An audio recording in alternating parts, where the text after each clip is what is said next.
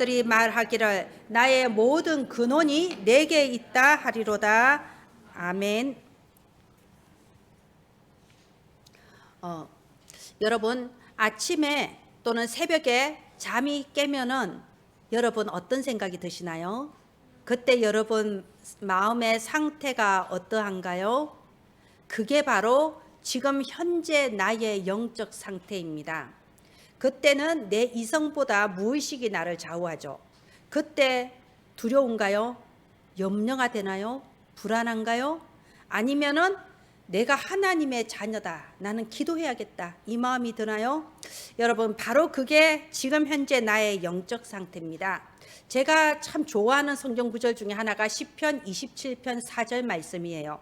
다윗이 쓴 시죠. 내가 여호와께 바라는 한 가지 일이 있다고 그럽니다. 다윗이 바라는 것은 왕이 되는 것도 아니고요. 세계를 호령하는 것도 아니에요.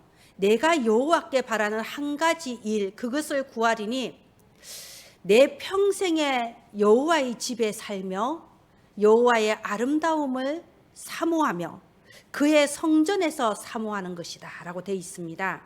여러분 저는 이 구절이 참 마음에 많이 와닿아요. 뭐 진짜 별 볼 일 없는 사람이 이렇게 고백하면 그래 뭐 별 볼 일 없으니까 포기하면서 썼나 보다 이러는데 왕이란 말입니다. 최고의 자리예요. 근데 자기가 바라는 건 하나밖에 없어요. 여호와의 집에 거하며 성전에서 여호와를 사모하는 거라고 되어 있습니다. 이것이 다윗의 영적 상태입니다. 우리가 예배가 뭔지를 알아야 돼요. 다윗이 지금 그러잖아요. 여호와의 집에 내 평생에 살면서 여호와의 아름다움을 바라보면서 주의 성전에서 사모하고 싶다고 그랬습니다. 예배가 뭔지 아는 거예요. 그리고 예배를 간절히 사모하는 겁니다. 오늘 우리 말씀 제목이 시온성 예배의 축복입니다. 오늘 우리 김혜미 랩런트가 드디어 어른 예배에 참석을 했습니다. 축하합니다. 정말 억지로 와서 앉아있는 게 아니라 시온성 예배의 축복이 혜미에게 충만하게 임하기를 바랍니다. 자, 왜 예배가 축복일까요?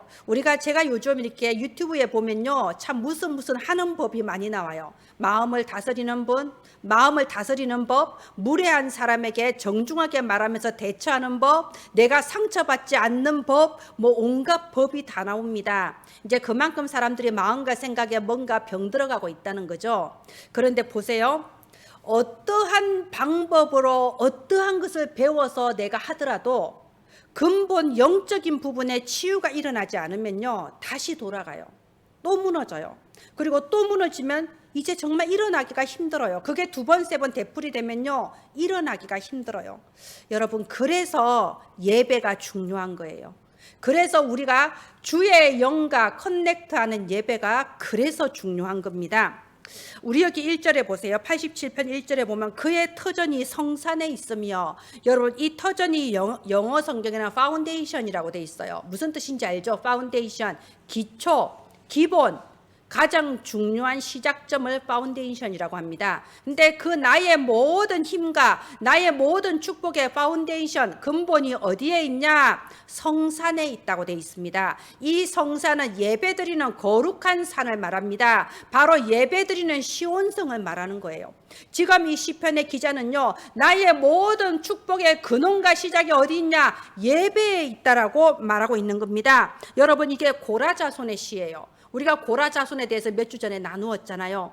고라자손이 모든 재창조의 축복, 나의 근본이 예배에 있다라고 고백하고 있는 겁니다. 그래서 마지막 7절에도 나의 모든 근원이 내게 있다 하리로다. 나의 모든 근원이 예배에 있다. 예배의 축복 속에서 나온다라고 말하고 있는 겁니다. 자, 그러면 예배가 대체 무엇이기예요? 여러분 예배라고 하는 것은요, 예배 시간에 내가 그 자리에 앉아 있는 게 예배가 아닙니다. 그거는요, 4월 초파일에 절에 가자 하는 거하고 똑같아요. 정해진 시간에 앉아 있는 그거를 기계적인 예배라고 해요. 종교적인 예배라고 해요. 그걸 보고 예배라고 하는 것이 아닙니다. 예배라는 그 행위 이전에, 예배 시간에 내가 그 자리에 앉아 있다, 정해진 시간에 온다, 그런 행위 이전에 더 중요한 게 뭐냐? 영적 상태예요.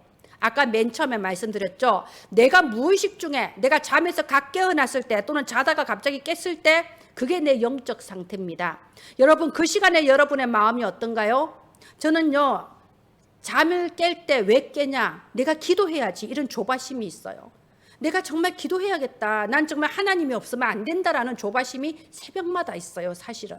왜냐하면 세상에는 줄 수 없는 것이 하나님께만 있거든요. 한 번도 세상은 나에게 행복을 주지 않았어요. 오직 하나님이 측량할 길 없이 없는 그 셋째 하늘의 은혜를 내게 주셨거든요. 자, 그래서 예배라는 행위보다, 기도라는 행위보다 중요한 게 내 영적 상태입니다. 예, 일대지 해주세요. 그래서 예배란 과연 무엇이냐? 예배라는 것은 내 마음에 그리스도의 빛이 비치는 그것이 바로 예배예요. 정말로 나의 마음에 그리스도의 빛이 비친다면 바로 그 예배 시간이 최고의 축복의 시간이 되는 겁니다. 자, 이게 대체 무슨 의미인가요? 여러분, 고린도후서 4장 6절에 보면요, 어두운 데에 빛이 비추라 하신 하나님께서, 이렇게 시작이 됩니다. 창세기 1장 2절에 보면요, 이 땅에 흑암과 혼돈과 공허가 가득했는데 창세기 1장 3절에 하나님이 빛이 있으라 하시니 빛이 비쳤다고 돼 있어요. 그런데 우리가 이것을 눈에 보이는 그런 물질 세계의 빛이라고 생각하면 안 됩니다. 고린도후서 4장 6절에요, 이 빛이 무슨 빛이냐? 예수 그리스도의 얼굴에 있는 하나님의 영광을 아는 빛을 너희 마음에 비추셨다라고 되어 있어요. 우리가 원래는 흑암과 혼돈과 공허 속에 있었잖아요. 흑암 세상 속에, 혼돈 속에 이 길이 맞는지 틀린지도 모르고 열심히 그냥 살아왔잖아요. 근데 결국 남는 건 공허잖아요. 아무것도 남는 게 없어요. 흑암과 혼돈과 공허 속에 하나님이 우리 마음에 빛을 비추주셨다고 되어 있습니다. 여러분, 마음이라는 건 엄청난 개념이에요. 마음은 생각 이거하고 달라요. 마음은 무의식입니다. 마음은 우리의 영혼입니다. 하나님은 캄캄한 우리의 영혼에, 흑암 혼돈 공허 속에 방황하는 우리의 영혼에 빛을 비추어 주셨는데 무슨 빛이냐?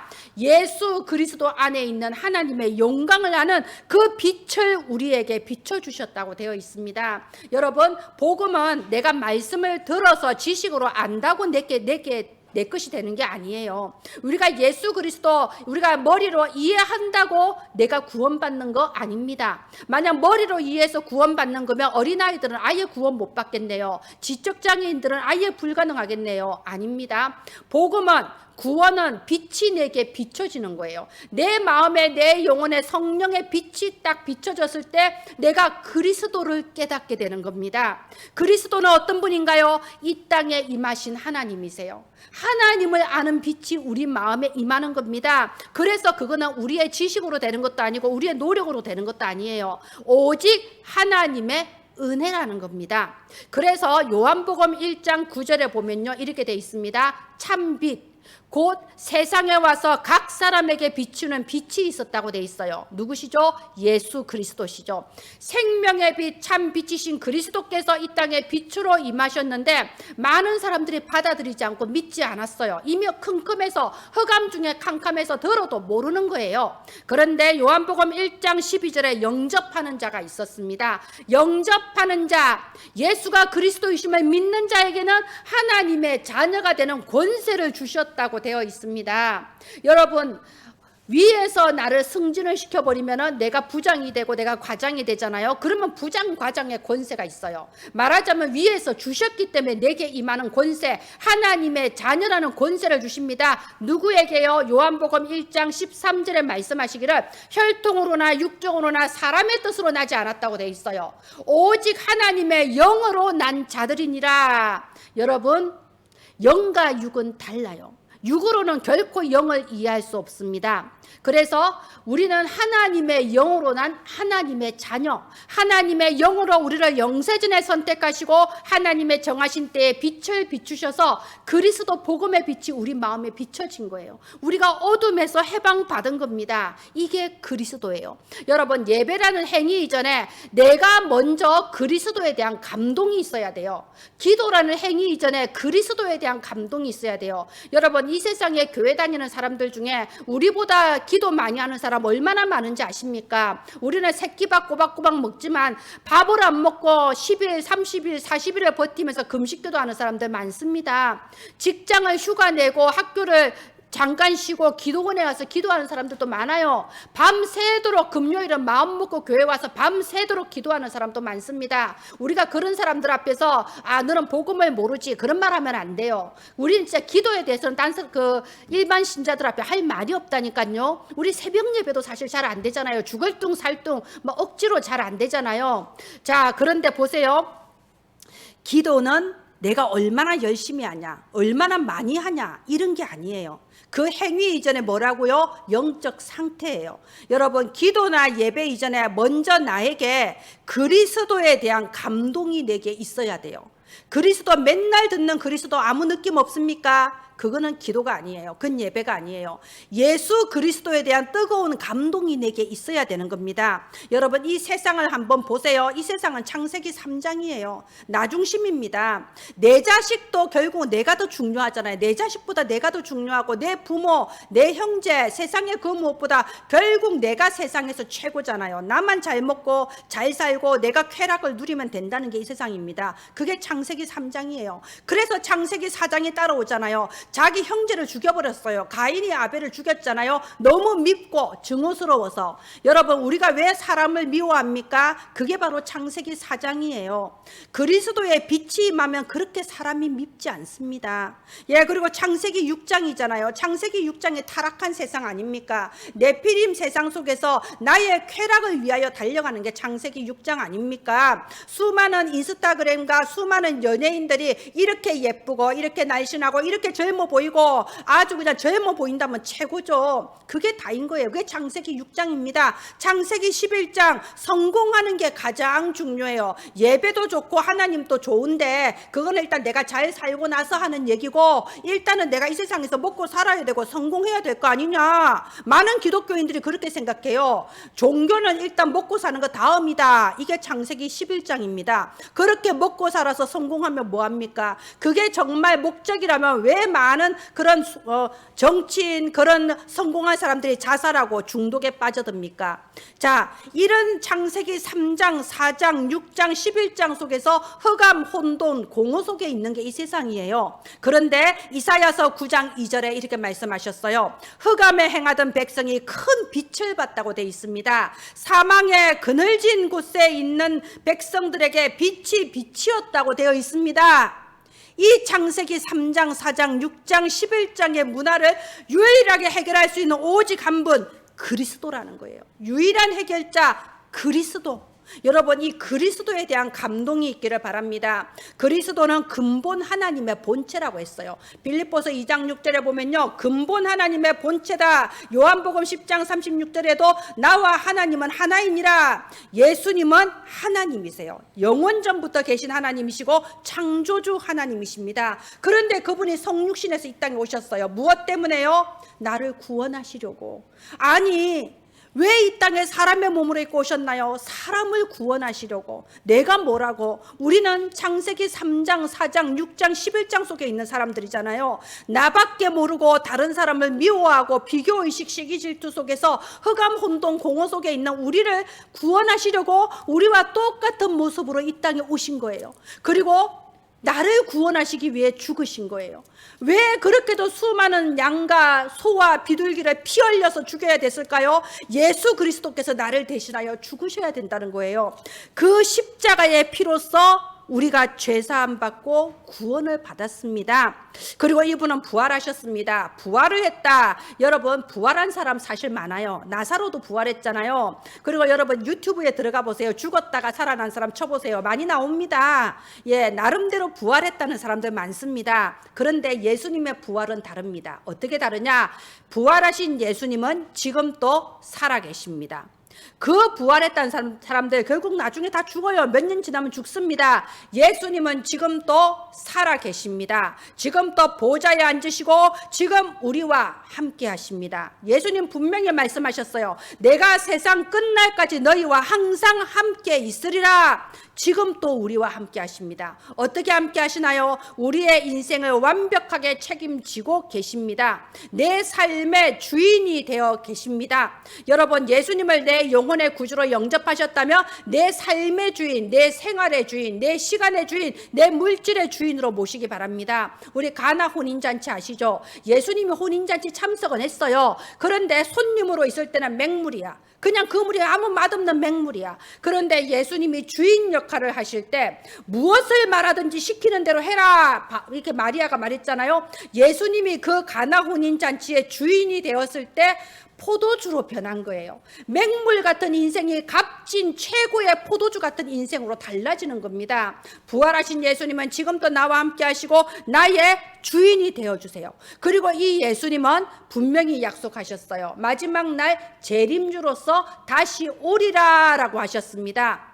여러분, 예수님은 마지막 날 다시 오십니다. 그 마지막 날이 언젠데요? 많은 사람들이 그러죠. 전쟁 나고 테러 나고 전염병 돌고 지금 마지막 아니냐? 아닙니다. 마태복음 24장 14절에 온 천하에 이 복음이 전파되고 난 후에 그제야 끝이 오리라. 하나님은 지금 또 세계복음화 이루고 계시고요. 세계복음화의 그날 재림주로서 그리스도께서 다시 오신다고 하셨습니다. 여러분, 이 그리스도에 대해서 감동이 있기를 바랍니다. 저는 사실요, 그리스도 하면 끝났다고 생각해요. 더 이상 무엇이 필요합니까? 그리스도로 끝이 안 나니까 그때부터 교회 문제가 생기고 내 인생에 문제 생기고 갈등이 오기 시작하는 겁니다. 그리스도로 끝난 사람, 그리스도에 대해서 감동한 사람, 바로 이 사람을 성도라고 하는 거예요. 교회 다니는 사람이 성도가 아닙니다. 그리스도로 끝난 사람이 성도입니다. 저는 어제 머리가 아팠어요. 어떤 분을 만났는데 내가 왜 지금 교회 안 다니냐, 교회에서 어떤 상처를 받았냐 얘기하는데 머리가 살짝 쥐가 날라고 그러더라고요. 이분은 어디 저 라이온스 클럽 같은 사람들의 모임에 다녔나 보다. 누구도 나를 시험 들게 하고 누구도 나를 시험 들게 하고 완전히 내 자존심을 다 깎아내리고 내가 상처받아서 이러고 있다고. 그게 뭐죠? 그건 교회가 아닙니다. 여러분, 그리스도의 감동이 없다면 그건 성도도 아니고 교회도 아니에요. 정말 저는 안타까웠어요. 하나님 정말 이 사람에게 그리스도의 빛이 임해 주시기를 저는 정말 돌아서면서 바로 기도했습니다. 여러분, 우리가 정말 이 그리스도에 대한 감동이 있다면 우리가 드리는 이 예배가 바로 참된 예배예요. 그래서 여기 2절에 보세요. 87편 2절에 여호와께서 야곱의 모든 거처보다 시온의 문들을 사랑하시는도다. 이게 무슨 뜻인가요? 우리가 어떤 자리에 있는 것보다 예배 드리는 그 시간에 있는 것을 하나님은 가장 사랑하신다는 겁니다. 그래서 여기 3절에 보세요. 하나님의 성이여 너를 가리켜 영광스럽다 말하는도다. 예배 드리는 이 시간이 우리 인생의 가장 영광스러운 시간인 것을 믿기를 바랍니다. 자, 예배를 통하여 모든 축복이 시작된다고 했습니다. 모든 축복의 파운데이션이라고 했어요. 그러면 전제 조건이 있습니다. 이 예배의 축복의 전제 조건이 뭐냐? 그리스도예요. 여러분, 예배나 기도라는 행위 이전에 내 영적 상태가 더 중요하다고 했죠. 내가 그리스도로 충분하고 만족하고 끝이다.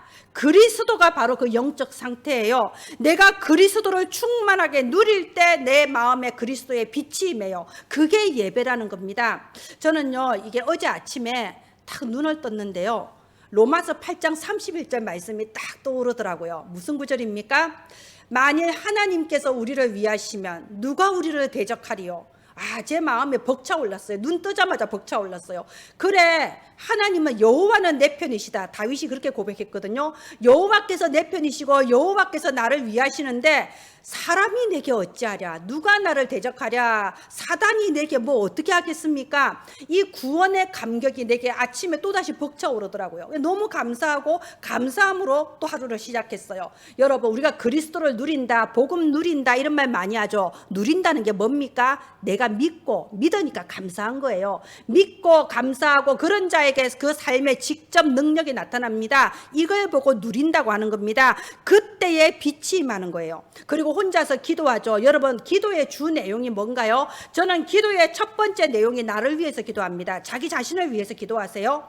나를 위해 기도하는데 뭘 기도하냐? 예수 그리스도 안에서 원래 인간의 축복이 내게 회복되었음을 믿고 감사합니다.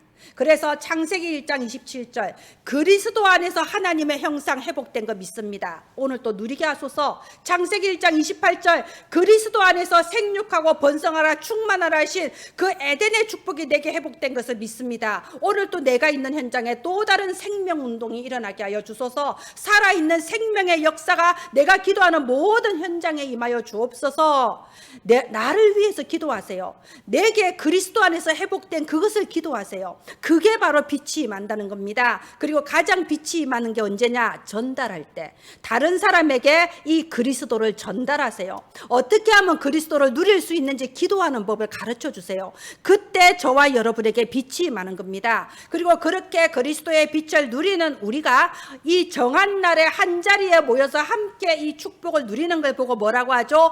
교회라고 하고 예배라고 하는 거예요. 여러분, 교회에 대해서 바른 시간을 가지세요.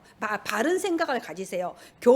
교회는 나에게 상처 줬다. 사단이 역사했어요. 바른 교회가 아닙니다. 교회 가면 돈밖에 모른다. 바른 교회가 아닙니다. 여러분, 이런 그 예화가 있어요. 프랑스 왕 중에서 찰스 7세라는 왕이 있었어요. 이 왕이 영적 비밀을 알았던 거예요. 이 시편 87편 1절처럼 정말 하나님 안에 나의 모든 복의 근원이 있는 것을 알고 이제 하나님 앞에 큰 교회를 짓기 시작했어요. 왕이니까 능력이 있잖아요. 돈과 자본과 모든 인력을 동원해서 어마어마하게 성전을 지으면서 그 주춧돌에다가 자기 이름을 새겼어요. 하나님, 내가 이거 성전 지었습니다 하면서 자기 이름을 딱 새겼어요. 근데 그날 밤 꿈에 천사의 손이 내려와서 그 주춧돌에 자기 이름을 사사삭 지워버리고 진센돌프라고 새겼다고 하잖아요. 그래서 이 찰스 왕이 깜짝 놀라서 아니 내가 했는데, 아니 내가 지었는데 누구 이름이야? 진센돌프. 주변에 다 수소문해봐도 없어. 진센돌프를 찾아와라 하니까요, 그 성전을 짓고 있는 입구에 가난한 집에 어린 소년의 이름이 진센돌프였던 거예요. 당장 불러왔죠. 네가 도대체 성전을 위해서 한 게 뭐냐? 네가 도대체 교회 짓는데 네가 뭘 했길래 하나님께서 네 이름을 주춧돌에 새기냐? 그러니까 이 어린 소년, 가난한 소년이 그러는 거예요. 저는 교회가 너무 좋아서, 하나님의 교회를 짓는 게 너무 행복해서 내가 뭔가 할 게 없을까? 그래서 그 벽돌을 날라오는 말들을 위해서 물을 기른 거예요. 옛날에 수도가 어디 있습니까? 우물에서 물 길어 오잖아요. 어린아이가 물 기는 게 쉽지 않아요. 물을 길어 와서 그 말을 먹을 물을 대줬다고. 그리고 그것이 자기는 너무 기쁘고 행복했다고. 자, 보십시오. 잘 생각을 해보세요. 우리가 생각하는 교회, 우리가 아는 교회, 여러분이 다니고 있는 교회는 어떤 교회인가요?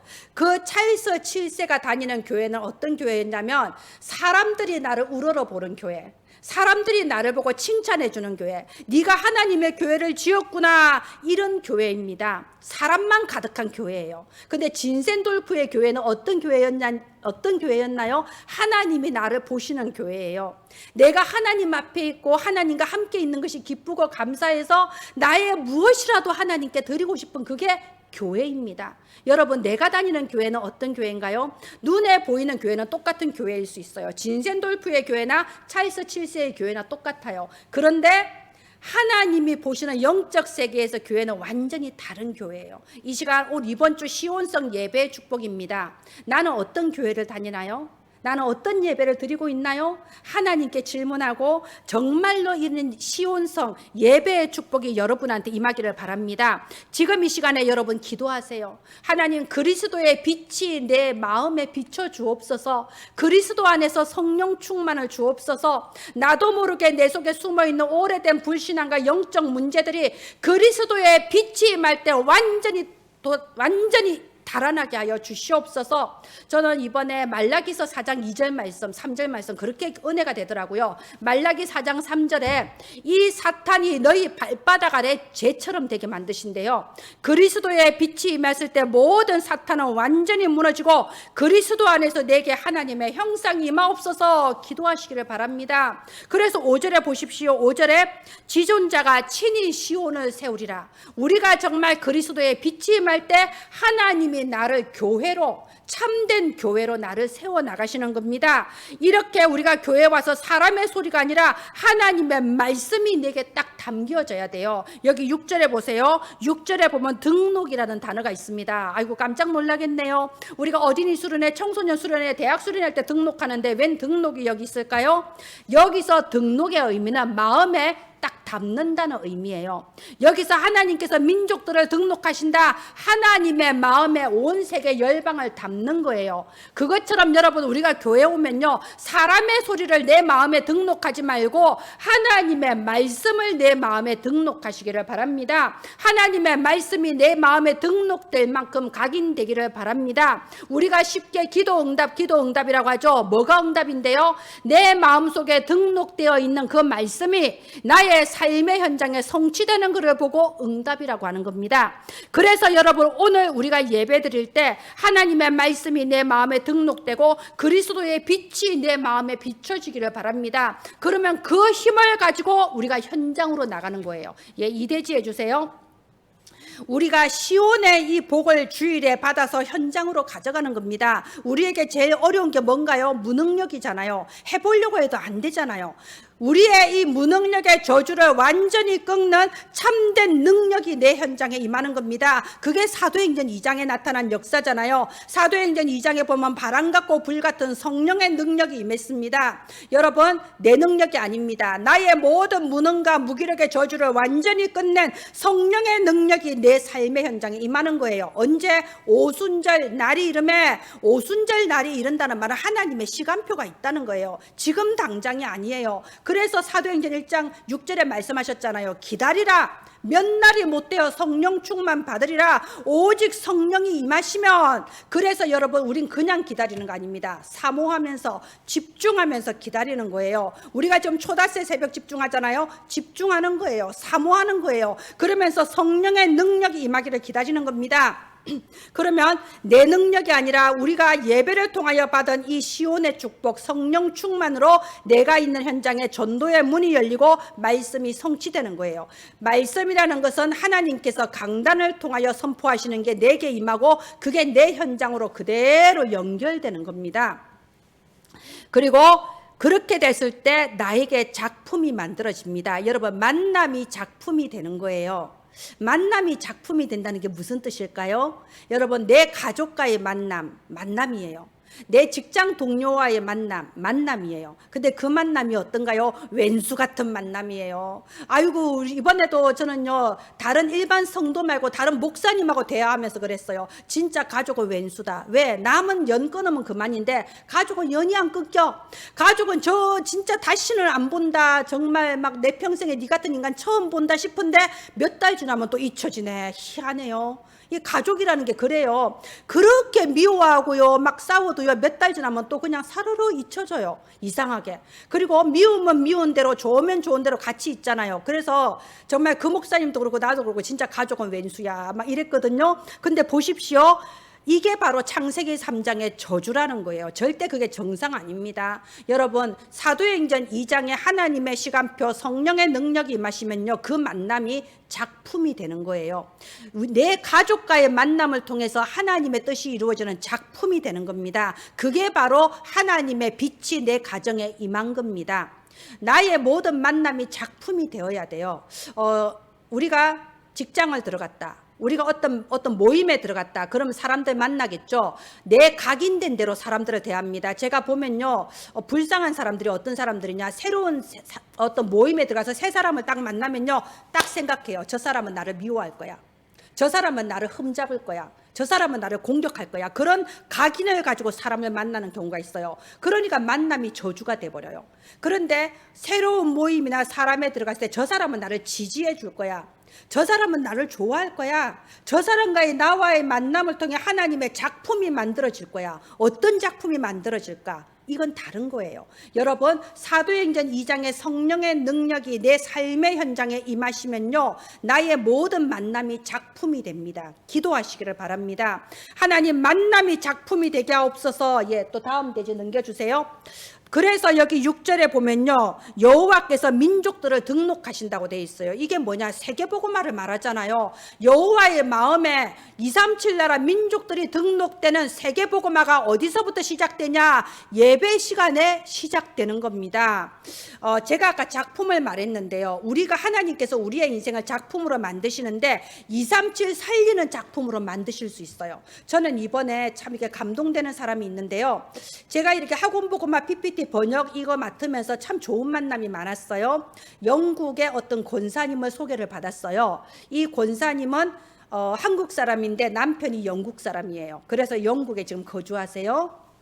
근데 국제 결혼이 뭔지 아시죠? 힘들어요. 한국 사람들끼리 만나도 이해가 안 되잖아요. 근데 국제 결혼 쉽지 않습니다. 외국 사람이에요. 몇십 년을 같이 살아도 외국 사람은 외국 사람입니다. 그런데 아이를 낳았어요. 아이가 지적 장애인이래요.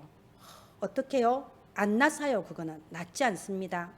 그리고 심지어 남편은 신앙도 없어요. 이 아이를 향한 하나님의 계획이 뭔지 그런 거 생각 안 하죠.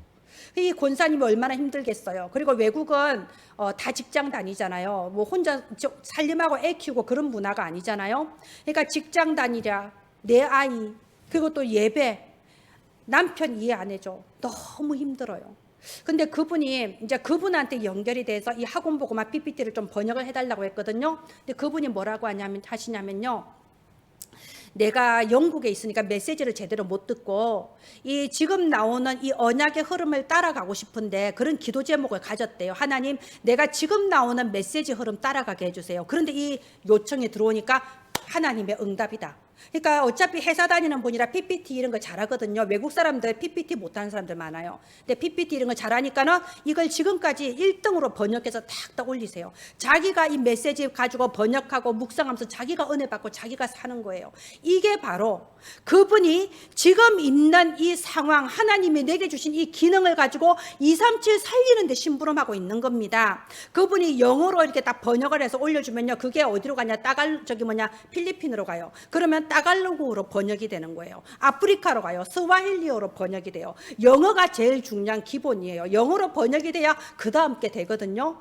그분은 얼마나 힘든 상황입니까? 그런데 그 속에서 하나님이 그 모든 것을 고통이나 어떤 시련이 아니라 237 살리는 작품으로 만들어 주신 거예요. 그게 이 예배를 통해서 나의 인생이 세계복음화의 작품으로 연결되는 겁니다. 그리고 또 여기 7절에 보세요. 7절에 보면 노래하는 자, 뛰어노는 자, 이게 누구냐? 전도자를 말해요. 감사함과 기쁨으로 전 세계에 그리스도를 복음을 선전하는 자, 노래하는 자, 뛰어노는 자, 전도자를 말해요. 전도자가 어디에서 나온다고요? 나의 모든 근원이 내게 있다. 이 예배를 통하여, 오늘 이 예배를 통하여 전도자가 시작이 되는 겁니다.